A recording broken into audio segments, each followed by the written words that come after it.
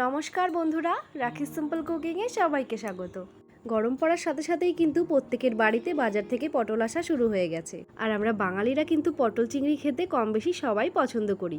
আর সেটা যদি হয় একদম অনুষ্ঠান বাড়ির মতো, তাহলে তো কোনো কথাই হবে না। পটল চিংড়ি বানানোর জন্য আমি এখানে নিয়ে নিয়েছি 300 গ্রাম মতো পটল আর 3টে আলু। প্রথমে আমি পটলের খোসাগুলো ছাড়িয়ে নেব। খোসাগুলো পুরো ছাড়াবো না, একটু রেখে রেখে ছাড়াবো, এতে দেখতেও সুন্দর লাগবে আর খেতেও ভালো লাগবে। সমস্ত পটলের খোসাগুলো এইভাবে ছাড়িয়ে নিয়েছি। যেহেতু আমার পটলগুলো বড় বড়, তাই আমি একটা পটলকে 3 টুকরো করে কেটে নিয়েছি। আলুগুলোকেও পটলের মতো করে কেটে নিয়েছি। 250 গ্রাম মতো চিংড়ি ভালো করে ধুয়ে পরিষ্কার করে নিয়েছি। নুন ও হলুদ দিয়ে ম্যারিনেট করে রাখবো। একটা বোলের মধ্যে নিয়ে নিয়েছি 1.5 ইঞ্চি পরিমাণ আদা, 1 টেবিল চামচ চারমগজ, 1 টেবিল চামচ পোস্ত আর 5টা কাঁচা লঙ্কা। এগুলোকে একসঙ্গে পেস্ট করে নেব। এবার কড়াইতে বেশ খানিকটা সাদা তেল গরম করে পটলগুলোকে নুন ও হলুদ দিয়ে লাল লাল করে ভেজে তুলে নেব।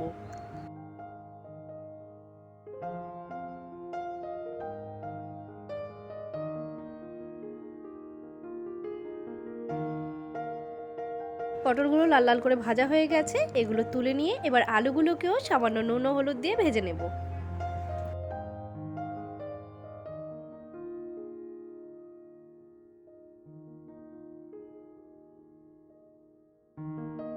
আলুগুলো লাল করে ভাজা হয়ে গেছে, এখন এগুলো তুলে নিয়ে চিংড়ি মাছগুলো ভেজে নেব।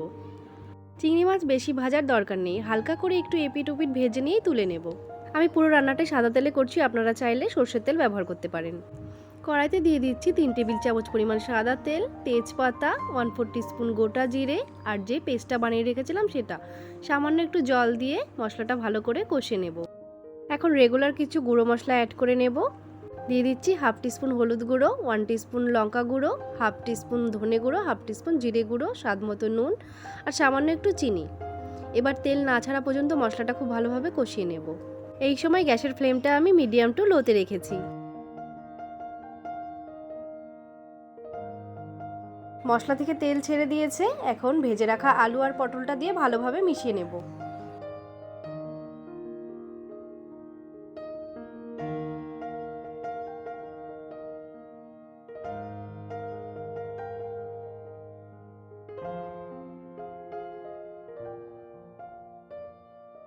এখন গ্রেভির জন্য দিয়ে দেব পরিমাণ মতো জল।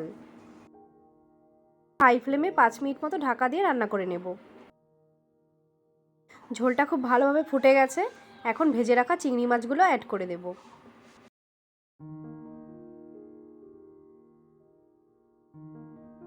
আবারও 6-7 মিনিটের জন্য ঢাকা দিয়ে দেব।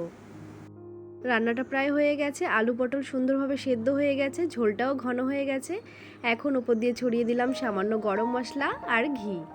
ব্যাস, তাহলেই রেডি আমাদের পটল চিংড়ি। গরম ভাত, রুটি, ফ্রাইড রাইস সব কিছুর সঙ্গেই কিন্তু এই পটল চিংড়ি খেতে দুর্দান্ত লাগে। তো বন্ধুরা, আমার রেসিপিটি কেমন লাগলো অবশ্যই জানাবেন। রেসিপিটি ভালো লাগলে লাইক ও শেয়ার করতে ভুলবেন না। এমনই আরও নিত্য নতুন রেসিপি সবার আগে দেখার জন্য চ্যানেলটি সাবস্ক্রাইব করে বেল নোটিফিকেশনটি অলে সেট করে নেবেন। দেখা হবে নতুন কোনো রেসিপি নিয়ে। সবাই ভালো থাকবেন, সুস্থ থাকবেন।